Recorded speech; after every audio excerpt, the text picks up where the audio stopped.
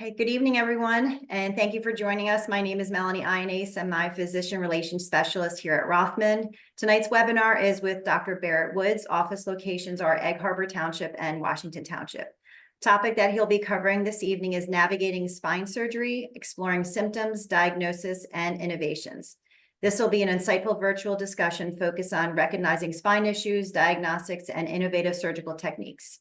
Thank you for your time, this opportunity to learn from Dr. Woods and taking the first steps towards a healthier spine. Just a few quick notes. Feel free to ask any questions you may have through the lecture, and the Q&A box is on the bottom. So feel free throughout the lecture just to ask as many questions as you would like. This webinar is being recorded, so it will go out to all of you who registered in about 7 to 10 days. So without further delay, Dr. Woods, thank you for your time this evening. I know you're a busy man, and we greatly appreciate it. Sure. Thank you, Melanie, for that introduction. Sorry, just a few minutes late. I had to wait to get my kids out of the house. My wife just took them to soccer and basketball because I can assure you, if they were in the house, this would not be a productive conversation. So, but it's always a good opportunity for us to get together in these kind of informal settings to kind of discuss spinal surgery because of the fear that it oftentimes elicits and a lot of misinformation that exists. So the goal of these is to be informative, to provide some information, and then hopefully be able to address any questions or concerns that anybody who is listening has. So my name is Barrett Woods. I'm a spinal surgeon. I was trained in orthopedic surgery, and then I did a fellowship in both neurosurgery and orthopedic spinal surgery at Thomas Jefferson. And I've been a partner at Rothman Institute. This is my 9th year in practice now, which is kind of crazy how quickly time flies. My middle son turned 9 yesterday, and he was just born when I in my first year of practice. So it really is crazy how time is flying. To this stage, I've probably done over 4,000 operations, and I can't even tell you how many people I've seen in and out of the Rothman Institute. So I've been around for a healthy amount of time, healthy enough to feel comfortable and to be able to hopefully address any questions or concerns that anyone may have about the information presented. One of the things that's really great about my job is like when I tell folks they need spinal surgery, the fear that elicits is really, really unbelievable. I mean, it's almost like a TV show. I mean, people's reaction is crazy, from crying to getting up to walking out. And you wonder why such fear exists about spinal surgery. And I think it's multifactorial. One, the spine inherently has some, context of severity. Two is people have seen spine surgeries in loved ones or people they know that have gone poorly. And then there's just a lot of misinformation about what spine surgery is and what it does. And what I would tell you is, people have a fear of flying. There are a lot of people that have fear of flying, but most of the time the airplane flies and lands, right? So spine surgery is pretty similar in that certainly things can go wrong and bad things can happen. But in the hands of an experienced pilot, if you are someone who requires a spinal operation that is indicated for good reasons, you will most likely do very, very well. And so hopefully we can kind of discuss some of the symptoms and the diagnoses that spine surgery is very effective at treating. And then we can talk about some of the innovations and treatments which have evolved even in the 9-10 years since I've been in practice. So I think to start, it's very important to have a basic understanding of what spinal anatomy is. It's the thing that really made me fall in love with spinal surgery. And the reason I wanted to become a spinal surgeon is I thought it was just so fascinating about the way that we are wired. And essentially, the spinal cord is the information highway between the brain and the body. So your brain tells your body what to do, and those signals are transmitted through your spinal cord. In your cervical spine, the nerves in your cervical spine supply strength and sensation to your arms. So each nerve root supplies a specific portion of your arm in regards to sensation and also motor function. And thus, if you have compression of a nerve in your neck, that will cause pain, numbness, or weakness in your arms. Very similar in the lumbar spine. In the lumbar spine, the spinal cord typically ends between T12 and L2. So in this particular MRI, this is an MRI of someone's back. This is looking at them from the side. The spinal cord ends in this patient at L2, and then these lines, these squiggly lines here, are the nerve roots that supply strength and sensation to the legs. And so in the neck, cervical spine, cervical nerve roots supply strength and sensation to the arms. In the lumbar spine, those lumbar nerve roots supply strength and sensation to the legs. And so this is a cross section looking at the person from the top down. So the belly's here. This is the back. These are the muscles in the back. And this is it's called the thecal sac, which is the sac which contains the nerves. And you can see these little individual dots. Those are the lumbar nerve roots. This is just a picture of an intraoperative picture of what's called a laminectomy. So in the lumbar spine, the nerve roots are essentially called cauda equina. Cauda equina is a Greek term for the horse's tail. And the analogy is that the roots come from the bottom of the spinal cord. It looks like a horse's tail. And this is just an intraoperative picture showing once you remove the pressure off the nerves, that's the sac in which the nerves are contained, called the thecal sac. And that, if you open up the sac, you can see the individual nerve roots. But what is cool about the spine is when people come in and they have spinal problems and they may say they have pain or numbness or weakness in a certain location, the first thing I think in my mind is, where would their problem have to be in order to cause these symptoms? And so if you have somebody who has compression of a nerve, they have pain or weakness in the distribution of that nerve, those are typically people whose spine surgery is a home run for.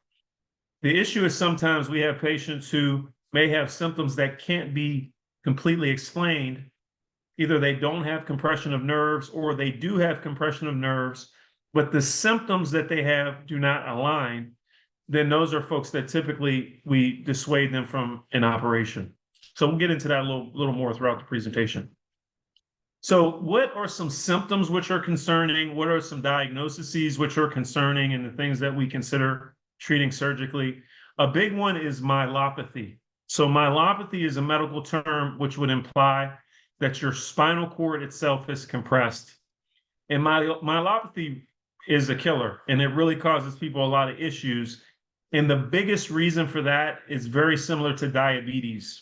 The reason diabetes is so bad, and a lot of people die from diabetes, is it doesn't always cause pain. So because it doesn't cause pain, it doesn't force people to change their lifestyles. And by the time they figure out what's going on, they have very substantial problems. They lose limbs, and that's why diabetes is a problem. The same thing with cervical myelopathy. So if your spinal cord is compressed, that may not cause pain, but it certainly can affect your function. And how that presents is problems with balance or strength or dexterity, people dropping objects, and you start to slowly lose function. Unfortunately, typically what's happened is people lose balance, they hit their head, and then they either paralyze themselves or break a bone. And those are all the sequelae of cervical myelopathy.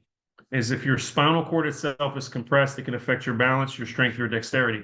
And so this is an MRI looking at someone from the side, and you can see the spinal cord right here is where this mouse is. The white is the lubricating fluid. And here at the C3, 4, and 4, 5 levels, there's very, very severe spinal cord compression.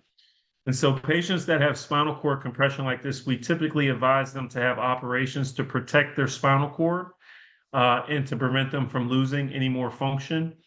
There are people who have some symptoms consistent with myelopathy, meaning I see people all the time who come in and may be feeling dizzy, or they may have problems with their balance, but they do not have spinal cord compression. Those are folks that we typically would send to a neurologist to get further evaluated. And so just because you're dizzy or you have balance issues does not necessarily mean that you have spinal cord compression, but that is certainly one of the presenting problems for people who do. So this is an example of a patient that I saw and I took care of. He is a gentleman who came in. He had some neck pain. His neck pain wasn't really that severe.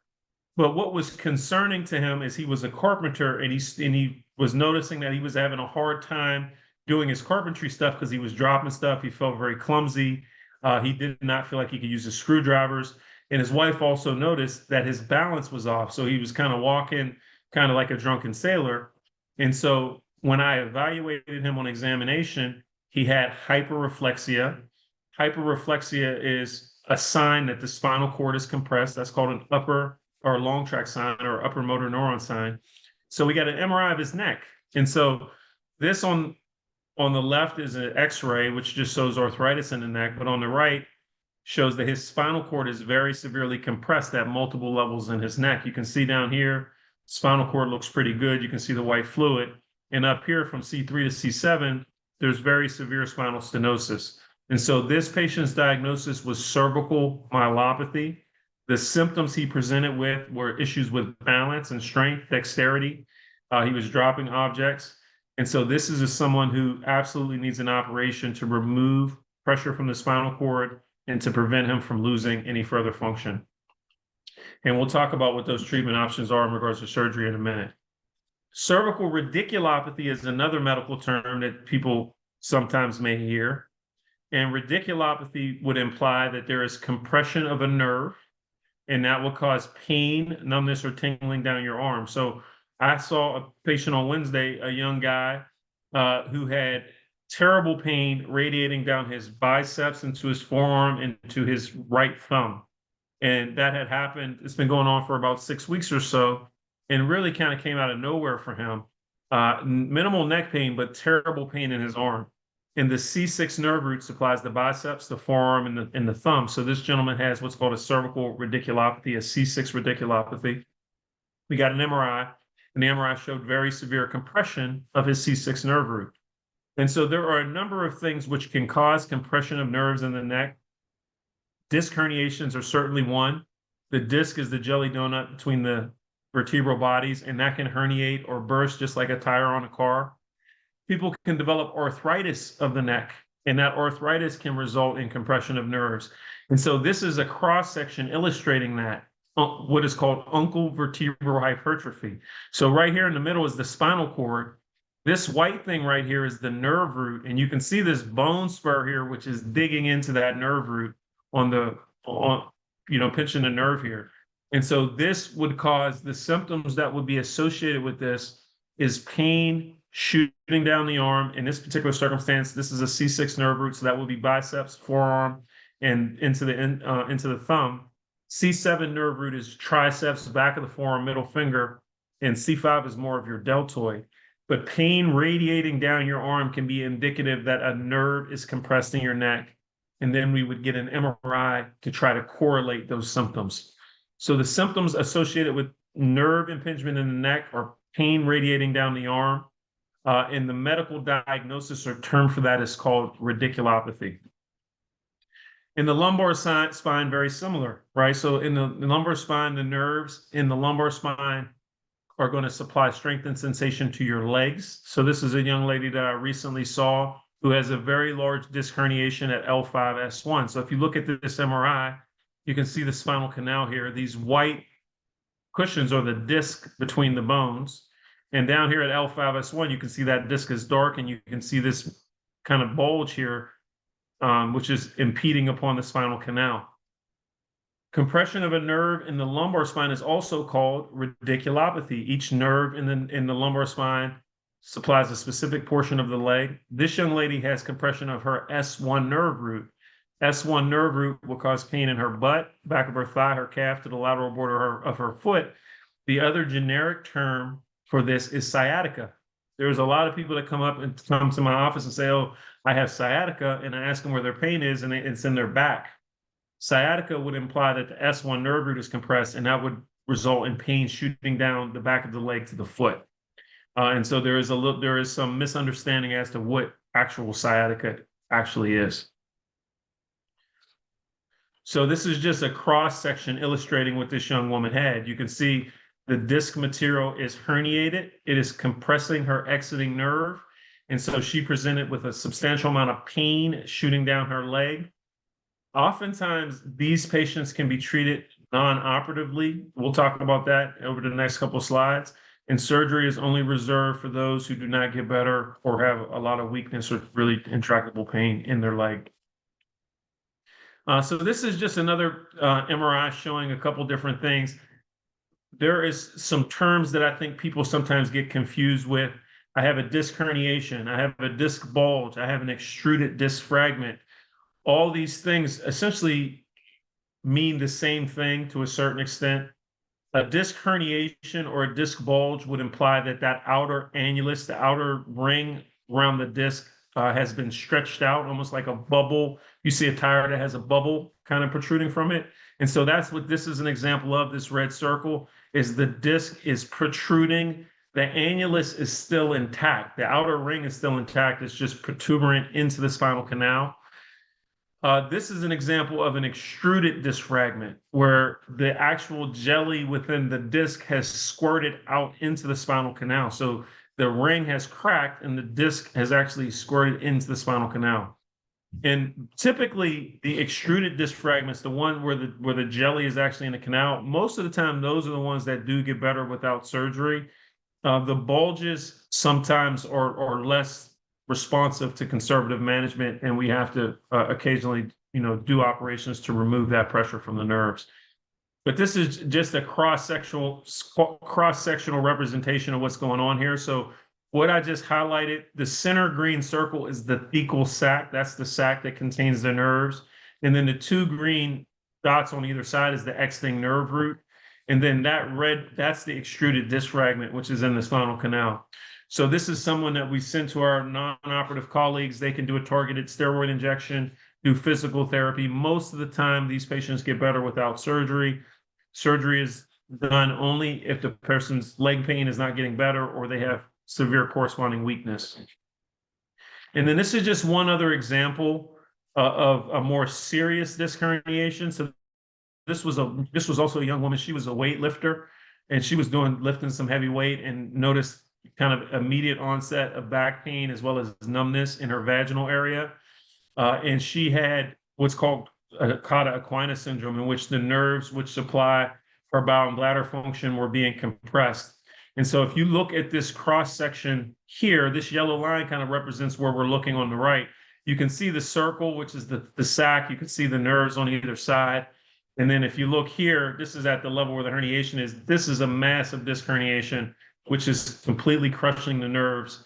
And so this is someone who needs a relatively urgent surgery. I literally just did one of these today in a young woman, 37 years old, who had the same exact MRI. And the difference in the urgency for this is just the sheer size of that herniation. That's completely compressing every nerve in the back.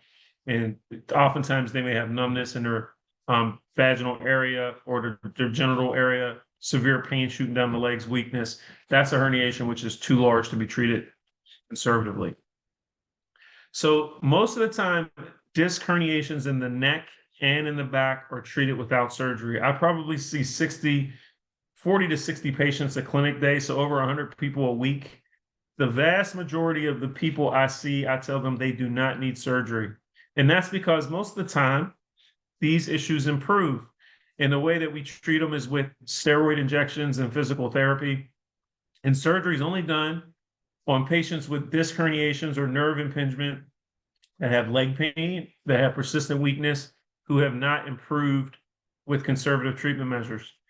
One caveat is that people who have spinal cord compression, those people may not be in that much pain, but typically those are the folks that we say, listen, you need to have an operation.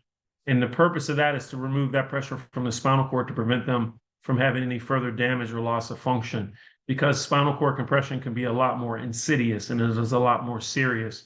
And so we typically do not treat those patients conservatively. Those are the ones that typically we recommend surgery for. I do have plenty of patients who have spinal cord compression and I just monitor them every 3 to 6 months. But in most circumstances, if your spinal cord is compressed, we would recommend you have an operation to prevent you from losing any more function. And this is just kind of an epidemiologic study, which illustrates that most of the time, if you have arm pain or leg pain from a disc herniation or for some arthritis, that it can be managed successfully without an operation. And that's what I tell the vast majority of people I see. Now, in regards to kind of operative advancements, I've been in practice for 10 years now. I trained at University of Pittsburgh and at Thomas Jefferson, two of the best spinal institutions in the country. And I can tell you, even over the past 10 years, there's been a lot of advancements in the way that we do surgery. This is me doing an operation with my physician assistant. And, you can see that fluoroscopy machine, that X-ray machine, which allows us to do these operations in a minimally invasive manner. You can't even see the incision that I'm working on right there because they're much smaller windows that we operate through than when I was training. And when I was training, you typically had to open the whole spine, and patients did well, but it was a much longer recovery. People would be in the hospital for a week. The recovery would be, over a year sometimes in a lot of patients. But now we can do surgery. We can remove pressure from spinal cord and nerves in a much less invasive manner. Advancements that we've seen. So one is blood loss. So because we can do surgery in much smaller windows, people don't lose that much blood. This was a study that we did when I was still in training. And essentially what was happening is when we were doing all these large lumbar operations, people would lose a lot of blood. Because that, they would require transfusion. And we were seeing higher rates of infection. And what we found with this study was that people who had to get blood transfusions had were more likely to get infection because the blood itself kind of affected the immune response. And what I can tell you now is 10 years in practice, I can't remember the last time I had to give someone a blood transfusion unless it was a traumatic situation or there was a car accident or something, because we just don't lose much blood in surgery. And that's because we have minimally invasive techniques. We have medications that we can give, like tranexamic acid, which can limit bleeding in the bigger surgeries. We have special instruments in surgery, like this Aquamanus, which helps us to cauterize bleeding vessels. And then another cool thing is something called the cell saver, in which literally any blood that you lose, we recycle. So we suck the blood that you lose out and give it right back to you. So as a result of that, very rarely do we have to give patients blood anymore. As a result, people are in the hospital for shorter periods of time. They're up moving quicker. There's much lower rates of infection. And that is certainly a big advancement that we've seen just in the past 10 years. Another advancement is something called motion preservation. So motion preservation is the thought of being able to remove pressure from spinal cord and nerves, but not having to fuse a patient's neck or back. And so fusion itself typically has very negative connotations for people, because the assumption is that if I have to fuse your neck, you won't be able to turn your head. The reality is a cervical fusion typically does not affect cervical motion unless the fusion involves the upper cervical segment. So your occiput, basically your skull, to your C1 or C2 levels, which are up here. If you have to fuse those segments, that's where most of your rotation comes from, in flexion extension, then definitely you lose motion. But in the subaxial spine down here, where most of the cervical fusions are performed, we routinely do 4-level fusions, and people really have very limited changes in regards to their range of motion. But it has a negative connotation. And what the studies and literature have shown is people who have fusions, they can have a slightly higher risk of developing arthritis at levels above or below. And so we try to limit the amount of fusions we do. And one mechanism to do that is a disc replacement. So this is a patient who came in who has pretty normal looking neck, not much arthritis, but had a big disc herniation.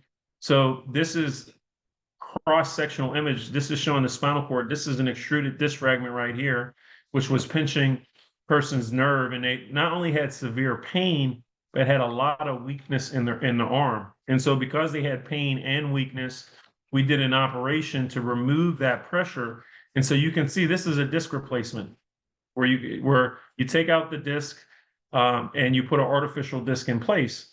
And the benefit of that is not so much that the patient would notice it in regards to motion, but it just takes less stress off the levels above and below and decreases the likelihood they would need more surgery. Now, the question is, why don't we do disc replacements on everybody? And in order to have a disc replacement, you really got to have a normal neck in regards to arthritis and alignment.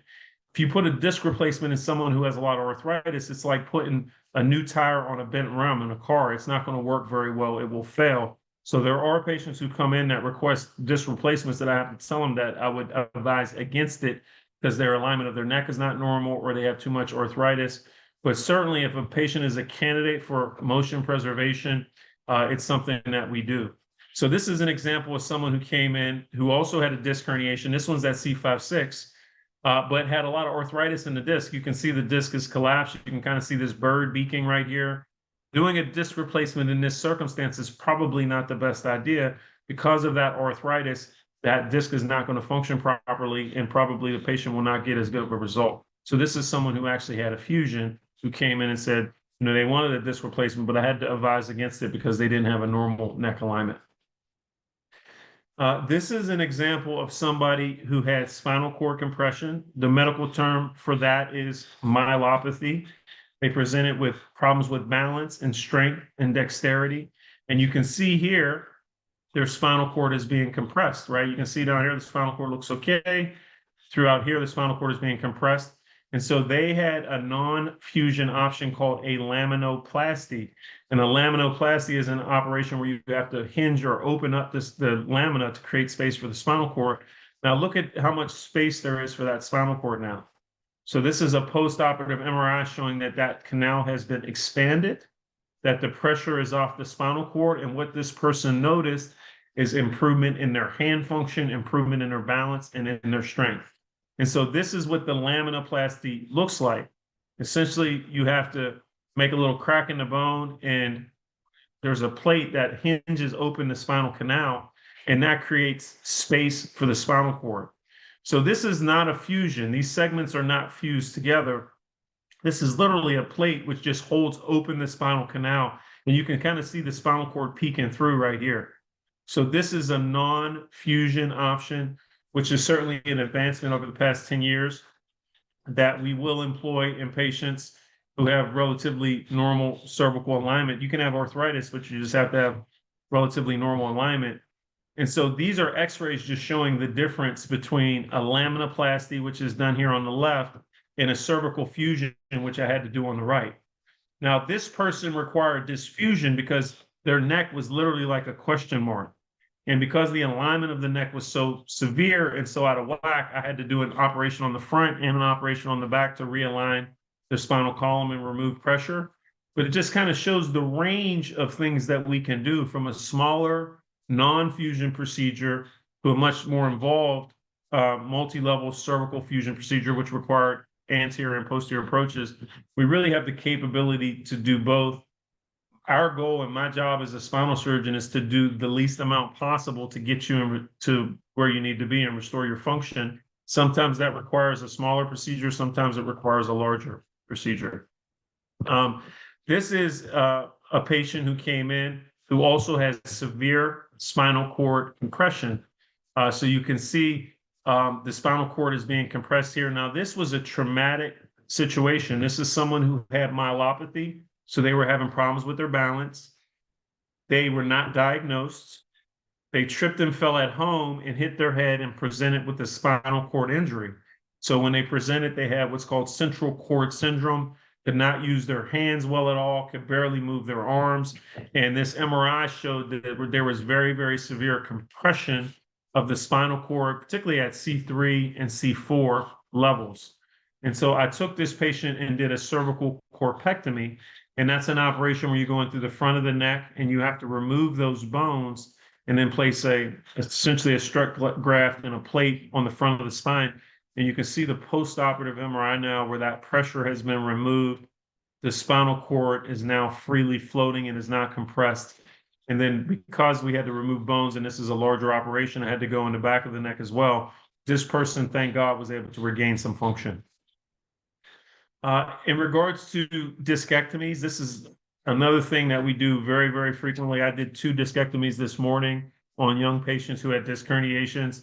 These operations are typically about 30 minutes long. And essentially what we do is have to remove that disc fragment. You have to make a little window in the bone in order to do that. And this is an example of a patient who had a microdiscectomy. So you can see the size of that incision. I made a window in the bone, and that is the disc material, which was compressing the nerve. And most of the time, these patients wake up and want to hug and kiss you because the pain that they were having is immediately gone. Pain shooting down their legs, that typically goes away pretty quickly after these procedures. And there's not really a tremendous amount of downtime with these operations. One of the risk or concern is a reherniation of the disc, which can happen in the first couple of weeks if you do too much.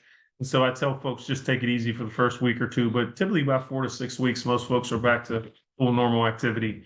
That's certainly an advancement. When I was training the discectomies require much more of an incision, much more of an exposure, more bone being taken out, longer hospital stays, longer recoveries. And we have the ability to decompress these nerves through much less invasive techniques, which is really a benefit because it decreases hospitalization, length of stay, and overall recovery time. This is an example of a minimally invasive fusion. So this is an intraoperative picture showing you the intervertebral disc. This person had a slippage of the vertebrae, and so I had to remove pressure from the nerves. And then this is showing you the exposure of that disc. And this is all done through a tube, little circular tube, a little bit bigger than the size of a quarter. And that allows access to that disc space. And this is that patient. So you can see here, this person had, the medical term for this is called a isthmic spondylolisthesis, which is a fancy medical term, but essentially means that the bones have translated or slipped. And as a result of that, the nerve is being compressed very severely as it's exiting the spine and what's called the foramen. That red circle is kind of illustrating where the foramen is. You should be able to see a nerve, but it's being crushed because the bone is slipping. And so this is the before and after. So before, the disc space is collapsed, the foramen is collapsed, and after, this is a cage which was placed to reconstitute that foraminal height to take the pressure off the nerves, and then these rods and screws were placed to hold it together.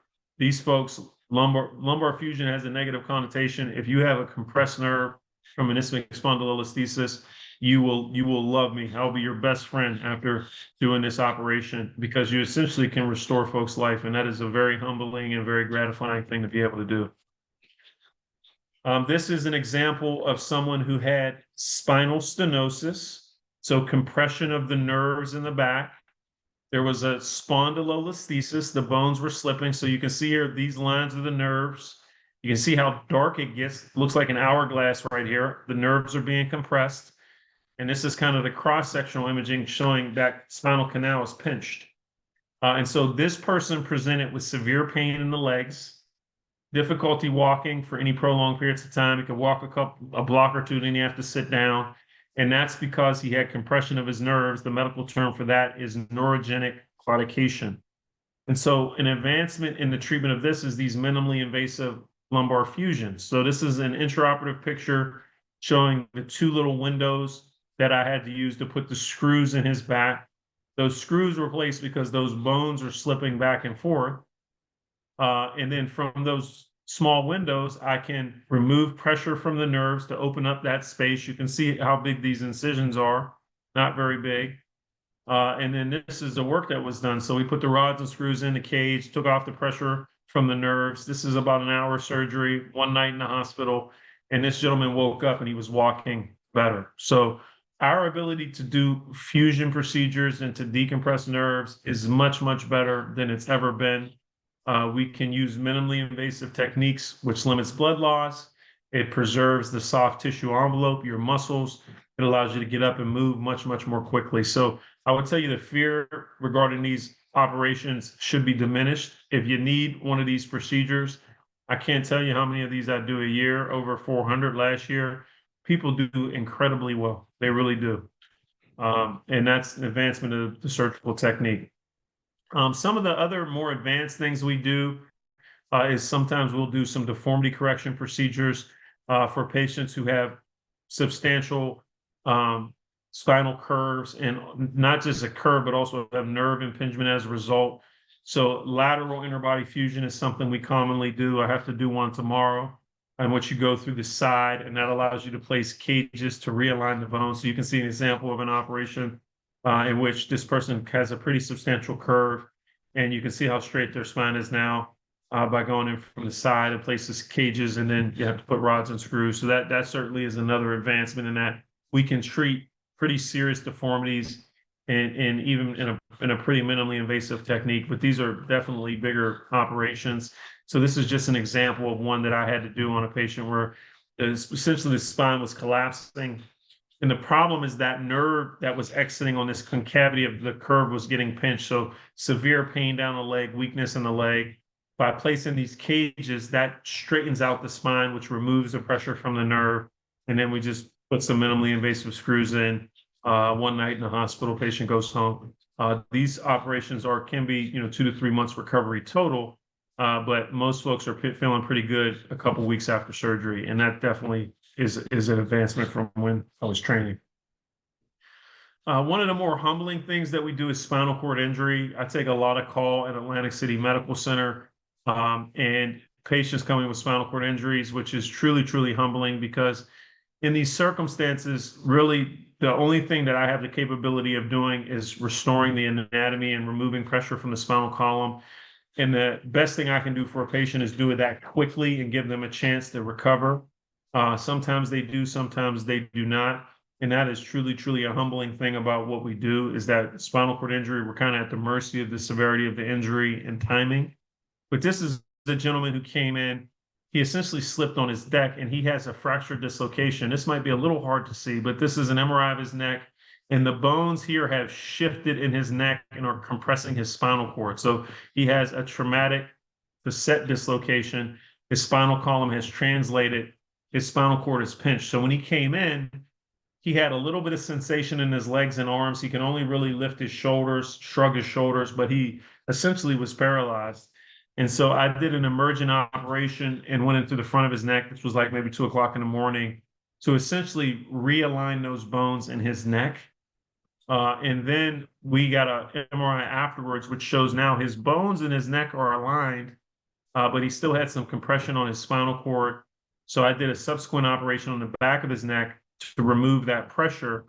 And he regained his function over the next 6 weeks or so. He was able to stand, which was a blessing. And then he came in about a couple months later and he was regained his function. 10 weeks out from surgery. He was in Asia V, bilateral facet fracture dislocation on presentation. See his x-rays and now look at him walking around like $1 million. Look good. So spinal cord injury is really humbling. Like Larry was a tremendous success. We got to him in enough time, took the pressure off his spinal cord, and he was able to regain function. But in regards to innovations with spinal cord injury, there are some things we can do from a surgical technique, but we're really at the mercy of the injury. And that is, I mean, I can't tell you how much sleep I've lost about patients. There's so many stories of people diving into pools and into oceans and that have these spinal cord injuries, and it really just is a devastating thing. So, we do everything we can to try to prevent these injuries, and the people that do have them, the best thing we can do is treat them quickly and hope and pray they regain function. But that is the one thing in one area in spine, certainly, and hopefully in my lifetime, more advancements will be made in that arena. So folks that have these traumatic injuries have more consistently have positive outcomes. So symptoms to be concerned about with the spine, arm or leg pain. My mother passed last year. I'm the oldest son, firstborn son. I was definitely a mama's boy. And when I had first started practice, she had an L4 radiculopathy. So L4 is going to supply anterior thigh to your knee to the front of your shin. And she was having all this pain in her knee when she was walking, and I was telling her it was coming from her back, and my own mother did not believe me. She saw how hard I worked, she took me to school, she made my meals, and she was telling me it was her knee, and I was like, Mom, that's coming from your back. And so it can be deceiving to people because unless you know that the nerves in your back supply your legs, you would think, oh, this can't be my back. But pain shooting down your legs or your arms can be concerning. For compression of a nerve in your neck or your lower back. And if you have that, you should be evaluated. Most of the time that can be treated very well without an operation. Issues with balance, dexterity, and strength can be concerning for spinal cord compression. In those circumstances, you certainly should be evaluated to make sure that that's not the case. We talked about some of the common diagnoses. Radiculopathy, that means a nerve is pinched. Pain, numbness, tingling in the distribution of that nerve. Sciatica is a very generalized term, but specifically it means your S1 nerve root is pinched in your back, which would be pain shooting down your butt, the back of your thigh, your calf to the lateral border of your foot. And then, there's been tremendous advancements in our ability to treat the problems that require surgery. Many people lose very minimal blood. The hospital stays are much shorter than they've ever been. I did 5-6 surgeries a day. 2 patients went home today. Most of the other ones will go home tomorrow. So the turnaround time in regards to hospitalization is a lot shorter than it's ever been. And patient outcomes are great. If you need an operation and it's well indicated, patients do well. The patients that typically do poorly, or folks typically who probably don't need surgery in the first place, or have other medical issues such as poorly controlled diabetes or smoking or something like that, which would preclude their nerves from healing. But most people that are properly indicated do quite well. Thank you very much. Thank you, Dr. Woods. A couple questions came in, so if you're ready for them, I am ready to ask you. Sure. Okay, so the first question that came through is I have spine surgery. This kind of complicated case, I guess, and I'm sure what you're going to say is a second opinion. I have 4 spine surgeries fusing, all S1, S5. My last surgery, I never recovered and fractured my T12. I think that's maybe incorrect, right? I know I use a cane, I have a motor scooter and a chair lift to go upstairs. What can be done for me? I know that's kind of a lot going on there. Yeah, it's hard to say. I mean, that's Yes. someone that needs to be evaluated. The question, so when you have multiple operations like that, you can develop what's called proximal junctional kyphosis, which just means that your spine breaks down above, and that can be limiting. If you have residual spinal cord issues or nerve issues, then there are things called spinal cord stimulators, which could be helpful. But it's hard to comment on your situation completely without knowing all the facts. Well, I told this patient that if they're interested, we can do a consult. So one patient says, many thanks for your expertise and professionalism for my surgery on January 27, 2023. It was a blessing that you were able to cure me and I was able to walk again without any pain. So thank you, Dr. Woods. Do you do more lumbar discectomies or laminectomies? I do both, whatever the circumstance warrants. I mean, I do both quite frequently. How about what is the physical therapy protocols after lumbar fusion or discectomy? Everybody's a little different. We have generalized protocols, but we really try to take an individualized approach. I mean, I did a discectomy on a guy today who is essentially a weightlifter. So his physical therapy requirements are going to be different than when I do a microdiscectomy on my grandmother. So we have a generalized protocol. Typically, most folks, the first 2 weeks or so is just up and walking. We initiate physical therapy 2 to 4 weeks, which involves a number of things: core strengthening your butt, your core, your legs, and the intensity of that and what exercises are involved is kind of tailored to where you are, what your baseline functional status is, and there's not like kind of a one paintbrush for everybody. Okay, thank you. I had a nerve compressed L4, L5. Epidural was very helpful. The second one worked, the first one did not. But I still have lack of sensation in my shin and my knee. Will I ever get that feeling back?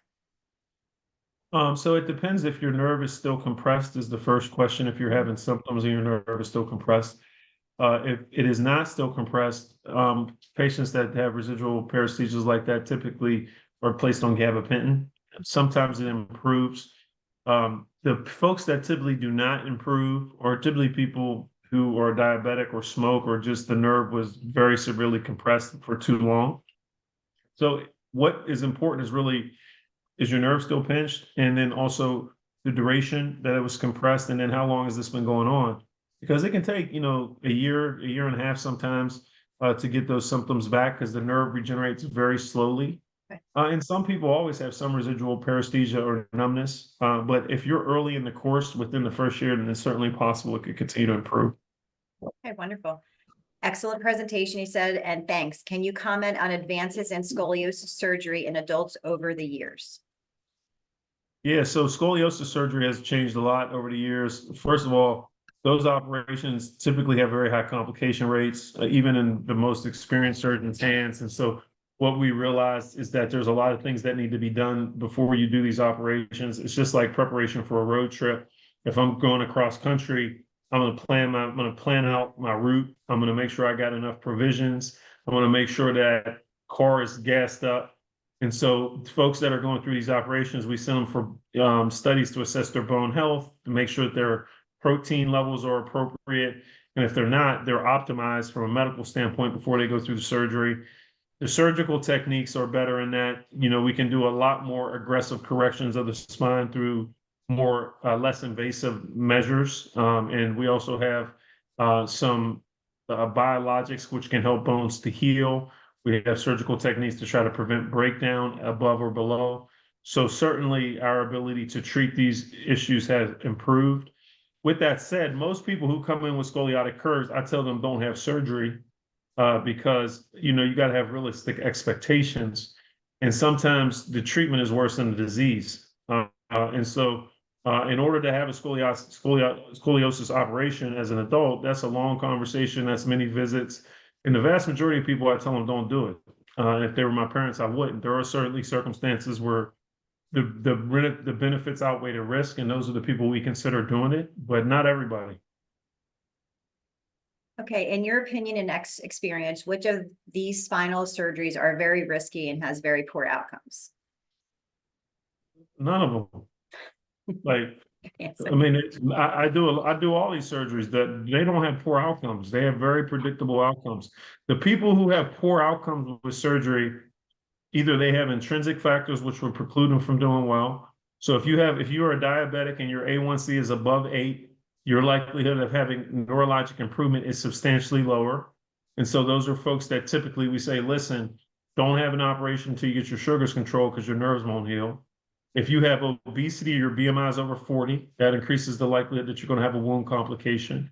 If you have a prealbumin, which is low, which would mean your protein level is low, that substantially increases the chance that you won't heal. And so in those circumstances, we would tell folks that they have to be optimized from a nutritional standpoint before. If you're a smoker, you smoke a pack a day or half a pack a day, that causes vasoconstriction of your microvasculature and prevents your nerves from healing. Those are the folks that typically have poor outcomes. Or if you have a situation in which your spinal cord or nerves have been compressed for a long time and the nerves are damaged, that also can happen. But in the appropriately selected patient, I would tell you that most people do well. And then when I say most, I would say 90+%. And that really goes to the fact that I can tell you at Rothman, I can't speak for everywhere, but if we tell you need an operation, you need it. Now, that doesn't mean you got to have it. But, if you are appropriately selected for surgery, you're probably going to do well. Now, the people that are the maddest at me in my clinic are the folks that come see me and I tell them I can't do a surgery on them. And that's a lot of people because they either have problems that would preclude them from healing. And it's not that I don't want to help them because I do, but I also know what surgery fixes and what it doesn't. And those can be difficult conversations. But there are some people that surgery is not going to fix. And the people that do have problems that surgery will fix get better. Thanks, Dr. Woods. I know everyone has been touched by spinal issues, back pain, neck pain. I know I have myself, but just thank you for this valuable information. Again, the more that we put it out there, the more people learn about it, the more we feel more comfortable about spine surgery and also the less invasive, options that we have out there. So thank you so much for your time. Everybody, if you have any questions, you have my email. Happy to answer any questions. I will pass it along to Dr. Woods if we didn't get to it. Dr. Woods, thank you so much for your time this evening. And again, we appreciate it. Thanks, everybody. God bless. Have a great night. Have a good one. Bye.